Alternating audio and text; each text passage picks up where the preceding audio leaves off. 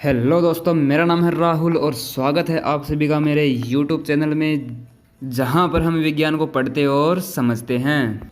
एक विशेष बात मैं आपको पहले ही बता देता हूं कि यहां पर आपको प्रत्येक क्लास की साइंस की बुक का कंप्लीट कोर्स मिलने वाला है।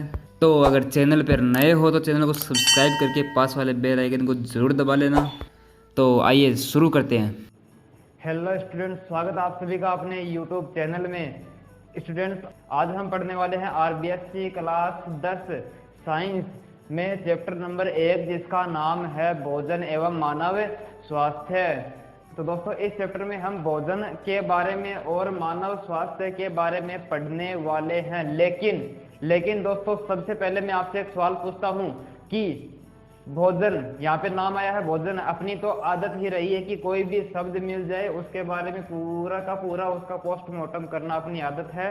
तो मैं आपसे पूछता हूँ, भोजन क्या है और भोजन आप क्यों करते हो? भोजन हमारे शरीर के लिए क्यों आवश्यक है? अब आप बोलोगे कि सर ये क्या चिंदी सा सवाल पूछा है। भोजन किसे कहते हैं? जो हम खाते हैं उसी को तो भोजन कहते हैं। और क्यों करते हैं? भूख लगती है तो खा लेते हैं। लेकिन दोस्तों, ऐसी बात नहीं है। ऐसा बोलकर तो आप विज्ञान की तौहीन करोगे, विज्ञान की ही बेइज्जती कर दोगे।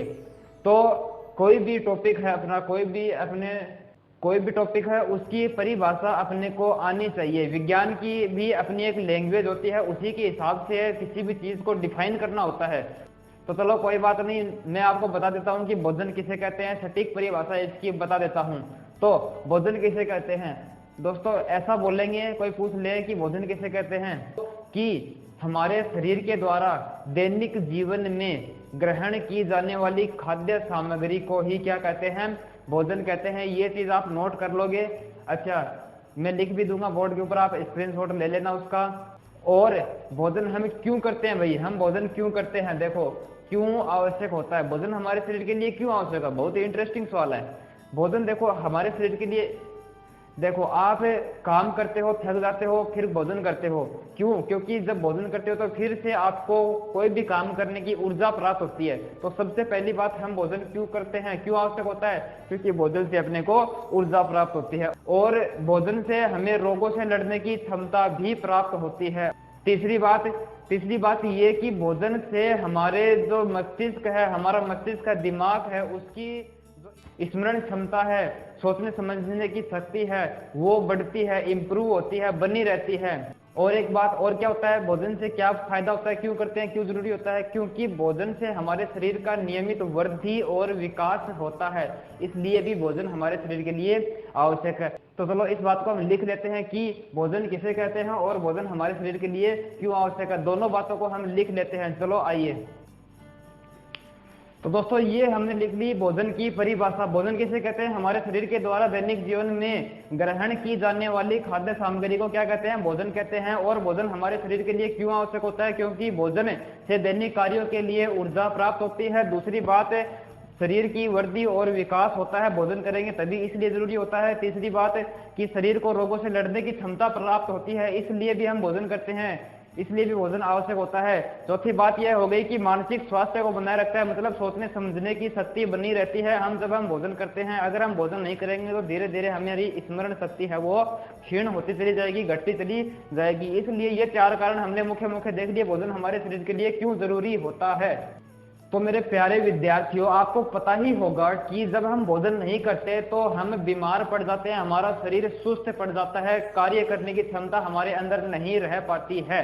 तो देखो भाई, हमारे शरीर में होते हैं पोषक तत्व हैं। अगर हम भोजन नहीं करेंगे तो हमें पोषक तत्व प्राप्त नहीं होंगे। पोषक तत्व प्राप्त नहीं होंगे तो वो जो पोषक तत्व कार्य करते हैं वो कार्य नहीं कर पाएंगे और हमारा शरीर को उन पोषक तत्वों की कमी के कारण रोग हो जाएंगे। तो हम देखते हैं पोषक तत्वों के बारे में कि पोषक तत्व क्या होते हैं, ये हमारे शरीर के लिए क्यों जरूरी होते हैं और इनकी कमी से क्या रोग होते हैं, किस प्रकार होते हैं। आइए देखते हैं सभी के सभी। तो प्यारे प्यारे विद्यार्थियों, आपको पता होगा कि हमारे भोजन में पोषक तत्व होते हैं। मुख्य रूप से 6 प्रकार के पोषक तत्व उपस्थित होते हैं हमारे शरीर के अंदर। वो पोषक तत्व कौन कौन से हैं? देखो, प्रोटीन, कार्बोहाइड्रेट, वसा, विटामिन, खनिज लवण और जल। आजकल एक और भी जो पोषक तत्व है उसके बारे में चर्चा होती है कई जगह, जिसका नाम है खाद्य रेशे। उसको यहाँ पर अपनी जो बुक है उसमें शामिल नहीं किया गया, इसलिए मैंने यहाँ पर उसको इग्नोर कर दिया गया है। तो अभी हम इनके बारे में ही देखते हैं, इन 6 के बारे में देखते हैं कि पोषक तत्वों के बारे में।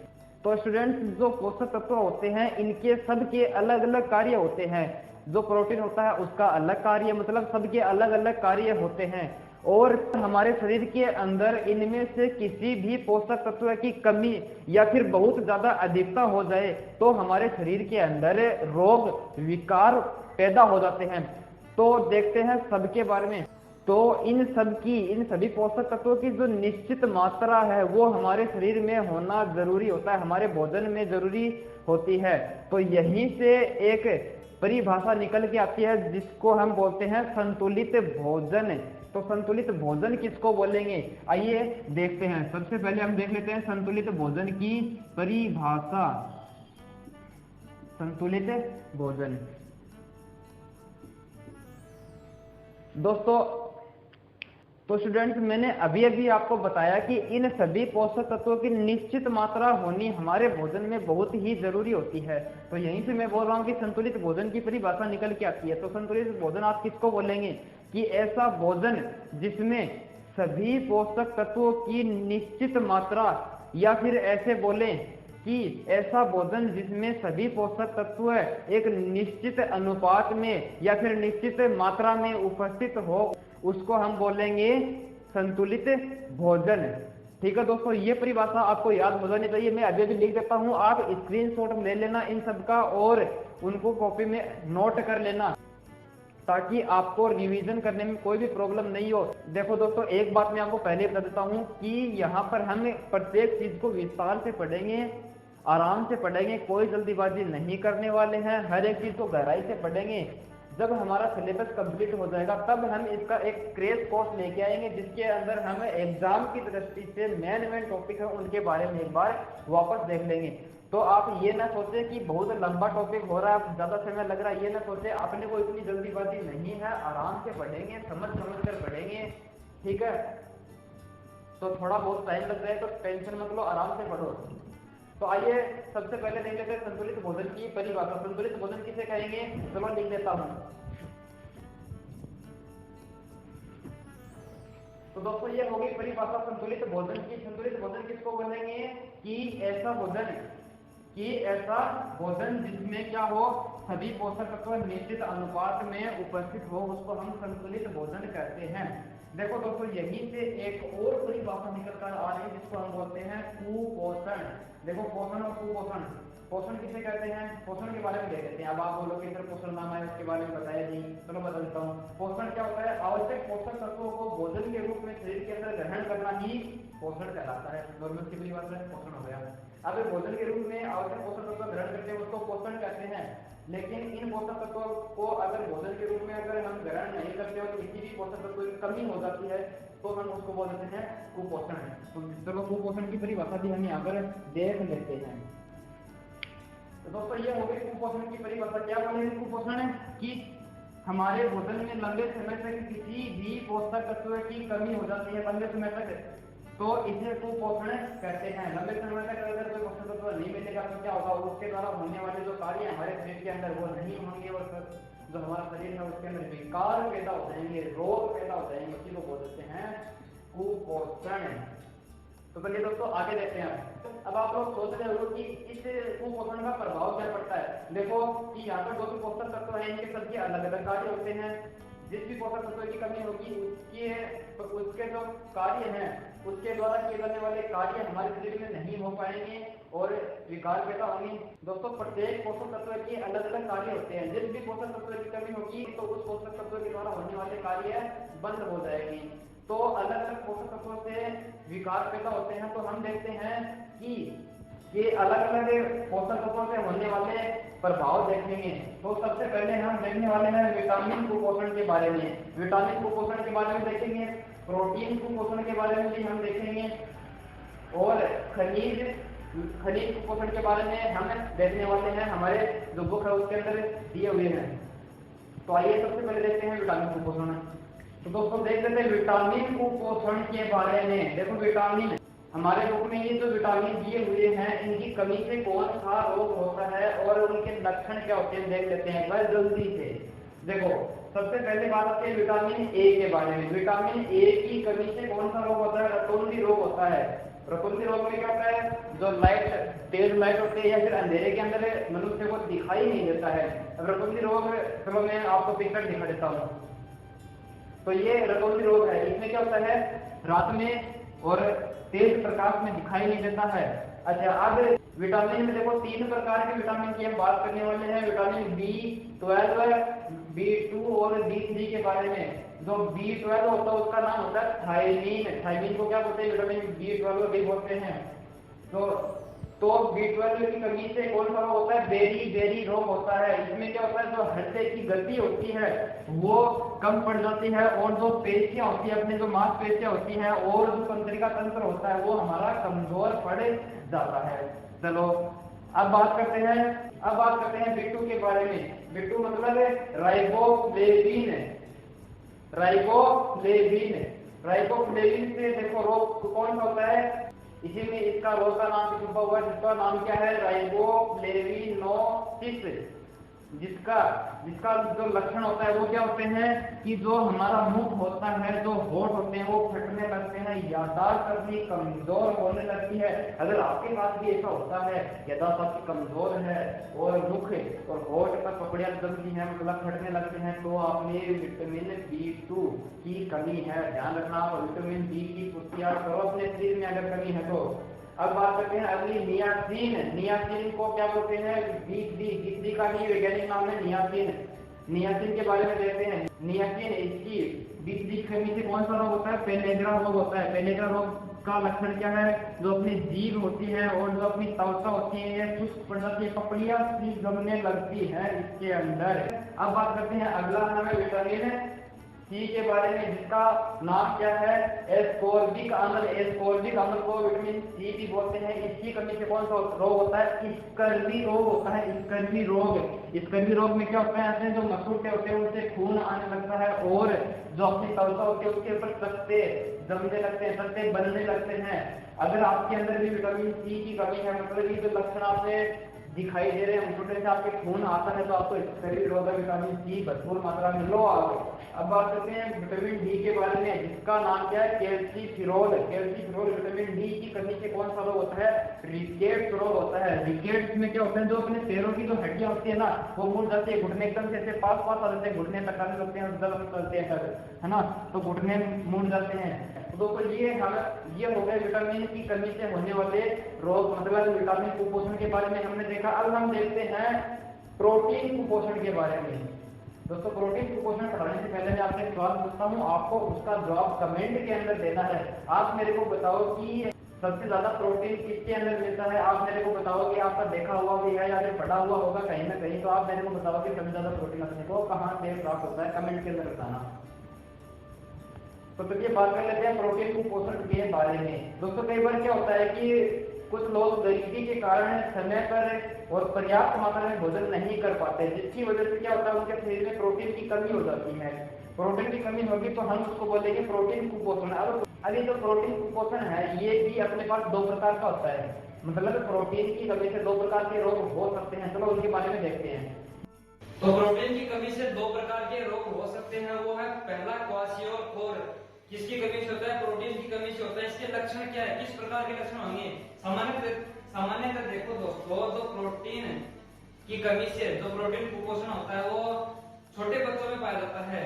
तो जो पहला मैंने बताया क्वाशियोर, इसका लक्षण क्या होगा? जो पेट है वो फूलकर बड़ा हो जाएगा, भूख नहीं लगेगी बिल्कुल भी, और जो उस बच्चे में चिड़चिड़ापन आ जाएगा, है ना, वो उसका स्वभाव एकदम चिड़चिड़ा हो जाएगा और जो उसकी त्वचा है पीली पड़ जाएगी, सूखी रहेगी, काली पड़ेगी और फिर वो धब्बेदार होकर फटने लगेगी, पपड़ियां सी उसके अंदर उसकी त्वचा एकदम फटने लग जाएगी, है ना। तो ये इसके लक्षण हो जाएंगे। अगर आप में भी कभी ऐसे लक्षण थे तो आप में भी प्रोटीन का कुपोषण था भाई, ठीक है। अगला रोग की बात करते हैं, मेरसमस रोग। तो मेरसमस रोग है, ये किसकी कमी से होता है? ये होता है प्रोटीन के साथ हमारे शरीर के अंदर ऊर्जा की भी कमी हो जाती है।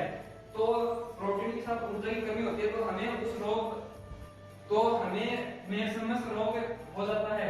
मेरसमस रोग का पता कैसे चलेगा कि जो मेरसमस रोग होगा तो उसका लक्षण ये होगा कि जो शरीर है वो दुबला पतला पड़ जाएगा, हड्डियां दिखने लगेगी बाहर से ही, है ना, जैसे पुतला खड़ा कर दिया हो। और क्या लक्षण होंगे, उसकी आंखें जो अंदर की तरफ धस जाएंगी, कांतिहीन हो जाएंगी उनके अंदर, है ना, उसकी आंखें एकदम अंदर की तरफ धस जाएगी। तो ये इसके लक्षण होंगे। आप में भी से अगर कोई ऐसा है जिसकी हड्डियां निकली हुई है, आंखें अंदर की तरफ धसी हुई, तो उनको प्रोटीन की आवश्यकता है भाई, प्रोटीन अधिक मात्रा में लो आप। तो ठीक है दोस्तों, ये होगा प्रोटीन कुपोषण। अब हम देखते हैं आगे बात करते हैं खनिज कुपोषण की। खनिज कुपोषण क्या होते हैं? देखो दोस्तों, हमारे शरीर के अंदर खनिज लवण पाए जाते हैं, जैसे कि लोहा हो गया, है ना, जैसे कि सोडियम, पोटेशियम, फास्फोरस, लोह तत्व, है ना, और जो आयोडीन होता है, ये बहुत सारे पोषक तत्व पाए जाते हैं। तो इनकी अगर शरीर में कमी हो जाए, इनके शरीर के अंदर कमी हो जाए तो हमारे शरीर के अंदर भी रोग विकार पैदा हो सकते हैं। तो आइए देखते हैं ये कौन से खनिज लवण की कमी से कौन सा रोग होता है और उसके लक्षण क्या होंगे, देखते हैं आइए जल्दी से। तो आइए दोस्तों, खनिज कुपोषण के बारे में देख लेते हैं। खनिज जो होते हैं, खनिज लवण जो होते हैं, वो भी हमारे शरीर में अलग अलग कार्य करते हैं। और अगर कोई से भी खनिज लवण की कमी हो जाए तो हमारे शरीर में रोग पैदा हो जाते हैं। तो आइए देखते हैं कौन कौन से खनिज कौन कौन सा कार्य करते हैं और उनकी कमी से कौन सा रोग होता है। सबसे पहले बात करते हैं सोडियम की।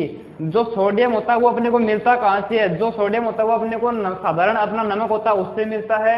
जो मछली होती है, मांस, अंडे, इनसे अपने को सोडियम प्राप्त होता है। अब ये सोडियम लेते हैं क्यों, क्या काम करता है ये, कि जो सोडियम होता है ये अपने मांसपेशियों का जो संकुचन होता है ना, मांसपेशियों का संकुचन होता है, इनको नियंत्रित करता है। और जो तंत्रिकीय आवेश होते हैं, उन तंत्रिकीय आवेशों को एक स्थान से मस्तिष्क से विभिन्न भागों तक, अपने शरीर के विभिन्न भागों तक और शरीर के विभिन्न भागों से हमारे मस्तिष्क तक संकेतों को लाने और ले जाने का काम कौन करता है? ये सोडियम के कारण हो पाता है। सोडियम के कारण हो पाता है। तंत्रिकीय आवेश का संचरण करता है और जो शरीर का संतुलन बनाए रखने का काम भी कौन करता है? सोडियम करता है। इसके बाद में ये जो सोडियम होता है, ये सोडियम का, इसकी कमी से कौन सा रोग होता है? इसकी कमी से होता है जो अपने तंत्रिका तंत्र होते हैं वो कमजोर पड़ जाते हैं और शरीर का संतुलन बिगड़ने लगता है। अब बात करते हैं पोटेशियम के बारे में। जो पोटेशियम होता है वो अपने को कहाँ से मिलता है? सभी खाद्य पदार्थों से पोटेशियम अपने को मिल सकता है। ये जो पोटेशियम होता है, इसका कार्य क्या होता है? ये इसका कार्य होता है मांसपेशियों का संकुचन करना और शरीर को संतुलन बनाना, तंत्रिकीय आवेश का संचरण करना, इसी का काम है। और शरीर का संतुलन बनाए रखना। और इसके अलावा जो विभिन्न कोशिकाएं होते हैं, अपने शरीर की सबसे छोटी इकाई जिसको हम कोशिका बोलते हैं, उसकी जो कोशिका की जो क्रियाएं होती हैं उनका संचालन भी किसके कारण हो पाता है? अपने पोटेशियम के कारण हो पाता है। और इसकी कमी से कौन सा रोग हो जाएगा? इसकी कमी से हो जाएगा तंत्रिका तंत्र अपना कमजोर पड़ जाएगा और जो कोशिका के जो कार्य होते हैं वो अवरुद्ध हो जाएंगे, रुक जाएंगे। अब इसके बाद में बात करते हैं कैल्शियम। हमारे भोजन में कैल्शियम होना भी बहुत जरूरी होता है। तो कैल्शियम अपने को कहाँ से प्राप्त होता है? दूध, अंडे से प्राप्त होता है और हरी सब्जियों से प्राप्त होता है। तो इसके कारण हमारे शरीर की हड्डियों, ये हमारे शरीर की हड्डियों को मजबूत बनाता है, दांतों और हड्डियों को मजबूत बनाए रखने का काम करता है। अब कमी से रोग कौन सा हो जाएगा? जो हड्डियों, जो इसका कार्य होता है वो कार्य नहीं होगा। कार्य क्या है? हड्डियों और दांतों को मजबूत बनाए रखना। तो हड्डियों और दांतों की कमजोरी हो जाएगी, किसके कारण?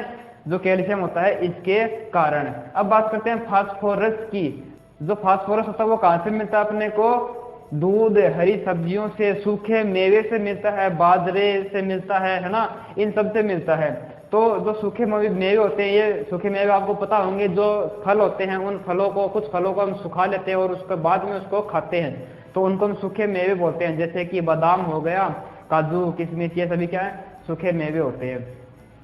तो फास्फोरस की जो कार्य होते हैं वो क्या होंगे? जो फास्फोरस होता है वो कैल्शियम के साथ में मिल करके अपने दांतों को और हड्डियों को क्या बनाता है? मजबूत बनाता है। और इसकी कमी से कौन सा रोग हो जाएगा? हड्डियां और दांत, अपने दांत और हड्डियां हमारी कमजोर पड़ जाएंगे। अब इसके बाद में हम बात करते हैं अगले पोषक तत्व की, जिसका नाम है लोह तत्व। लोह तत्व अपने को मांस, अंडे से प्राप्त होता है, दही, गाजर, गुड़, और जो मांस खाते हैं उनको पता होगा यकृत और जो गुर्दे बोलते हैं, अपने को गुर्दे बोलते हैं, जो अपन खाते हैं मांस के साथ में खाए जाते हैं, ये आप जो मांस खाते हैं उनको पता होगा। तो जो लौह तत्व स्रोत क्या हो जाएंगे, लौह तत्व के यकृत, वृक्क, अंडे, मांस, दूध, दही, ये सभी क्या हो जाएंगे, गाजर, गुड़ लौह तत्व के स्रोत हो जाएंगे। कार्य क्या हो जाएंगे लौह तत्व के, कि जो रुधिर में जो हीमोग्लोबिन होता है ना, हीमोग्लोबिन, उसका निर्माण कौन करता है, लौह तत्व ही करता है। कमी से कौन सा रोग हो जाएगा, जो हीमोग्लोबिन की कमी, हीमोग्लोबिन की कमी हो जाएगी और रक्त का थक्का नहीं जमेगा अगर अपने अंदर लौह तत्व की कमी है। इसलिए जिसके अंदर लौह तत्व की कमी हो जाती है उसको हम आयरन की गोलियां दे देते हैं। अब बात करते हैं आयोडीन की। आयोडीन कहां से प्राप्त होता है अपने को, आयोडीन अपने को साधारण नमक जो होता है ना उससे प्राप्त हो जाता है, और जो समुद्री भोजन होता है, समुद्र से जो भी अपने को भोजन प्राप्त होता है उससे अपने को आयोडीन प्राप्त हो जाता है। और जो जलीय मछली होती है, पानी के अंदर जो मछलियां पाई जाती है ना, उन मछलियों से अपने को आयोडीन प्राप्त हो सकता है। जामुन, इसके अलावा जो जामुन होता है वो, दही, हरी पत्तेदार सब्जियां होती है, उनसे भी अपने को क्या प्राप्त हो सकता है, आयोडीन प्राप्त हो सकता है। आयोडीन क्यों खाते हैं, क्या काम करता है अपने शरीर के अंदर, जो थायरोक्सिन हार्मोन है उसका निर्माण करने में कौन सहायक होता है, आयोडीन ही सहायक होता है। अगर आयोडीन नहीं होगा तो थायरोक्सिन हार्मोन स्रावित नहीं होगा और इसके कारण क्या हो जाएगा, रोग उत्पन्न हो जाएगा। उस रोग का नाम क्या हो जाएगा, घेंगा या फिर गलगंड रोग। मतलब गले की जो ग्रंथि है ना, ये थायरोक्सिन हार्मोन जहाँ से स्रावित होता है, थायराइड ग्रंथि, वो फूल करके मोटी हो जाएगी और उस रोग को हम बोल देते हैं गलगंड रोग या फिर घेंगा रोग। तो दोस्तों ये हमने देख लिया भोजन के बारे में और भोजन की कमी, और हमने देखा कि जो पोषक तत्व होते हैं, पोषक तत्वों के बारे में हमने देखा और पोषक तत्वों की कमी से होने वाले रोग देखा हमने। साथ में ये देखा कि खनिज कुपोषण के बारे में देखा, प्रोटीन कुपोषण के बारे में देखा और खनिज लवण कुपोषण के बारे में भी हमने देखा। अगले वीडियो में हम बात करने वाले हैं मानव स्वास्थ्य के बारे में और उसके ऊपर जो कुप्रभाव पड़ते हैं, मानव स्वास्थ्य के ऊपर क्या क्या कुप्रभाव पड़ते हैं, क्या हमारे शरीर के लिए जरूरी होते हैं, उनके बारे में हम पढ़ने वाले हैं। तो मिलते हैं अगली क्लास में। तो इस वीडियो में इतना ही रखते हैं आज। अगर आज का वीडियो आपको अच्छा लगा है तो वीडियो को लाइक कर दीजिए, चैनल को सब्सक्राइब कर दीजिए और पास वाले बेल आइकन को जरूर दबा लें ताकि अगले वीडियो का नोटिफिकेशन मिले आपको सबसे पहले। तो ठीक है दोस्तों, धन्यवाद।